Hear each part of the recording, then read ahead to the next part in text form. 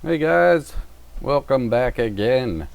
Um, Thought I'd change it up a little bit, and I went out for lunch during lunch. I went out for lunch during lunch. I left for lunch, and thought I'd give you a view of riding home. I didn't even put it in reverse. I just walked it backwards. I ain't dealing with that. All right, let me see how bad traffic is shooting across here. Um, I normally don't leave just because I hate going back through security and everything else, but past couple days I said I'm getting out. Hold on. Here we go. Yeah, so I just shot up the road. It's about 15 minutes maybe away. Beautiful afternoon. It's probably 80 degrees, but it's real humid. Supposed to get some good thunderstorms later today, possibly, so I might get wet going home. I've been dodging the storms, luckily. Been missing them. So that's a good thing. If you watched one of my past videos, you know why I videotape everything. Just for my own peace of mind. If something happens, I have it on video. And either if I live through it, then I'll make good video. If I don't live through it, then it's good evidence for my wife to gain life insurance. That it wasn't reckless or something like that. Hopefully it's not that.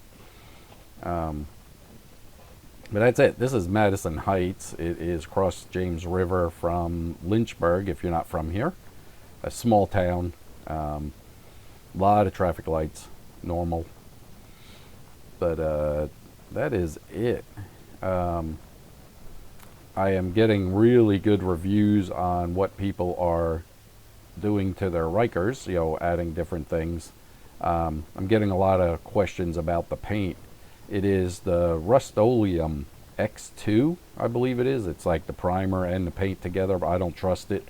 You need to buy the primer and the paint, and I buy all X2, the primer and the paint. Don't mix, different brands or whatever. That way it just stays cool.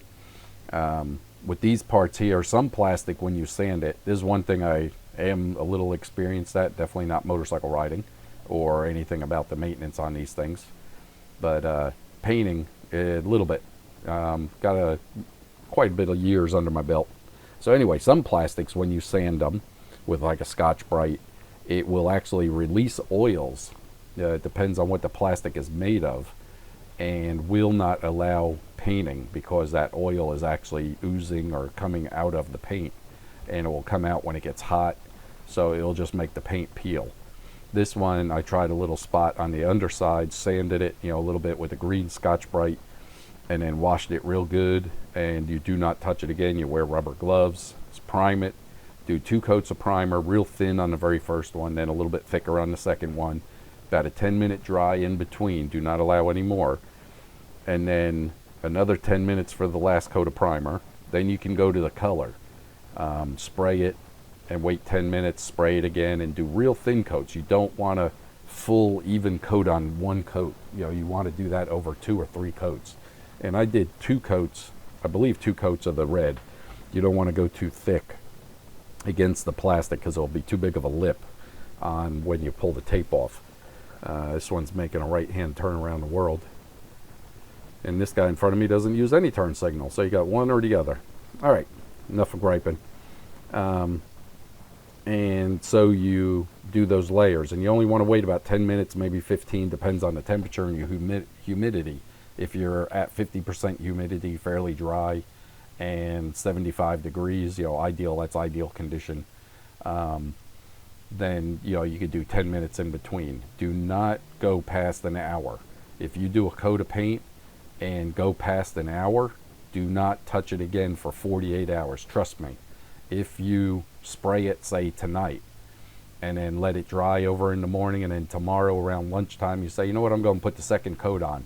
Go to spray it, you will orange peel it. I don't know why.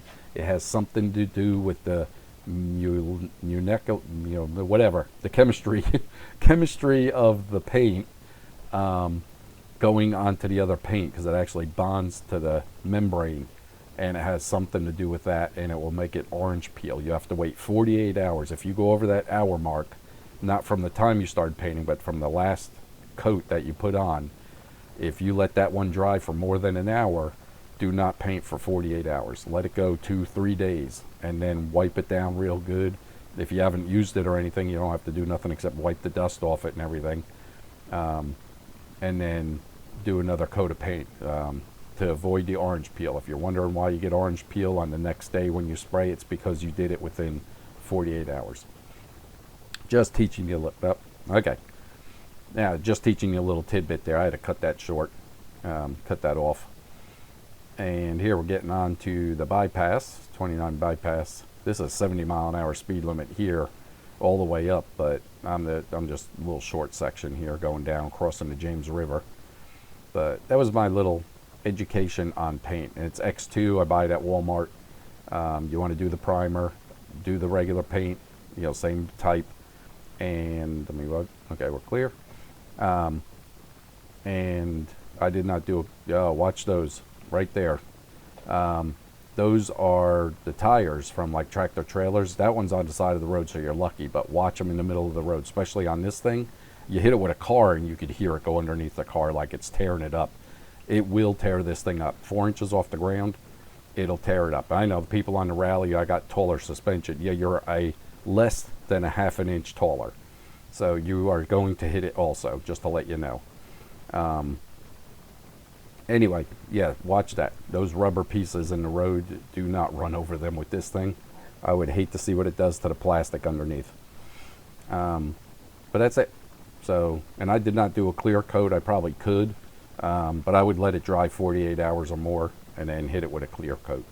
On the next pieces that I go to paint, I will actually do a step-by-step and show you exactly what I do, but it's not rocket science. I mean, it's mainly prep. Prep is your key. If you prep it good, take your time, clean it, clean it, clean it. Make sure you get all the oils and dirt off it.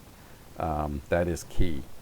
And definitely, scuff it up. Like my panels were red, and I scuffed them up and they turned like a real hazy red, like a cloud red.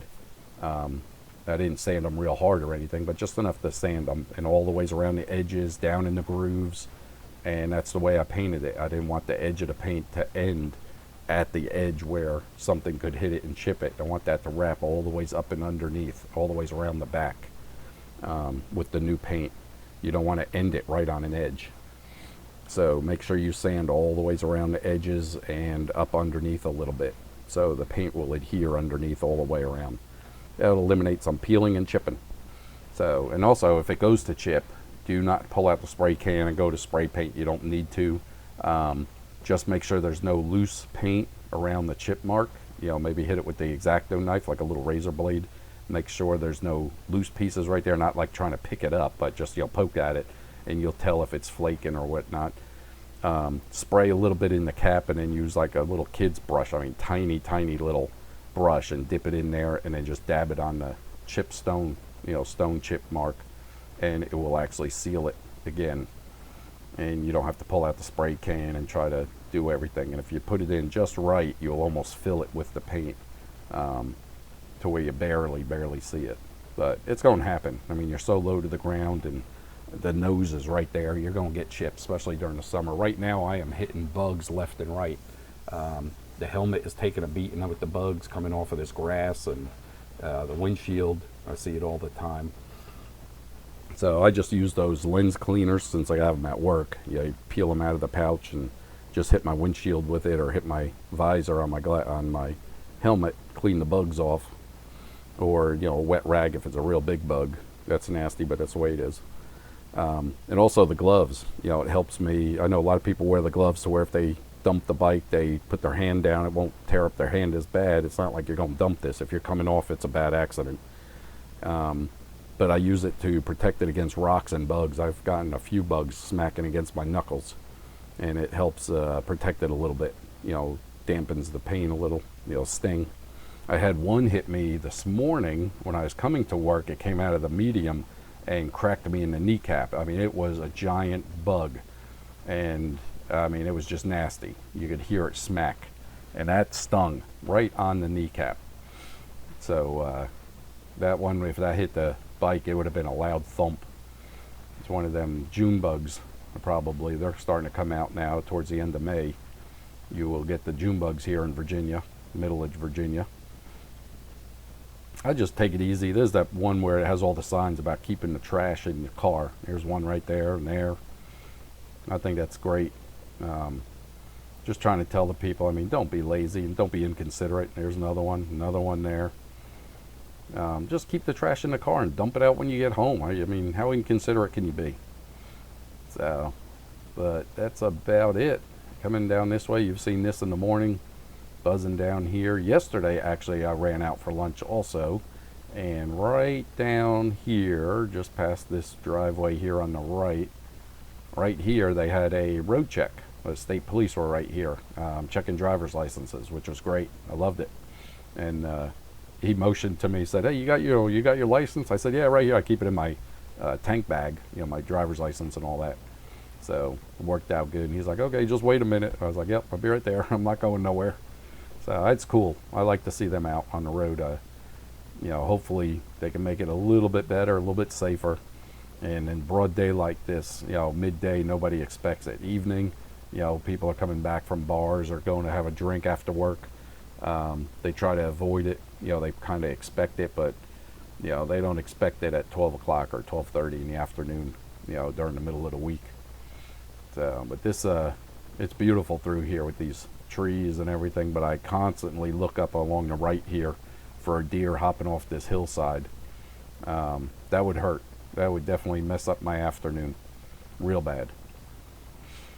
So I'm coming up on the entrance to work, and like I've said before, I cannot videotape. So as soon as I turn into the driveway, I got to turn the camera off. There is absolutely no videotaping inside there, or even up towards the guard shacks. And the toll plaza that you look, that's the first stage of the guard shacks. That's only the entrance. And then you have to go up park, and then you got multiple entrance guards, security checkpoints through there that you have to get through before you can even get in the building. But that is it. Hope everybody enjoyed the video. I really do appreciate everybody joining me, and let me know in the comments if you want to see anything. I will talk to you guys soon. Bye.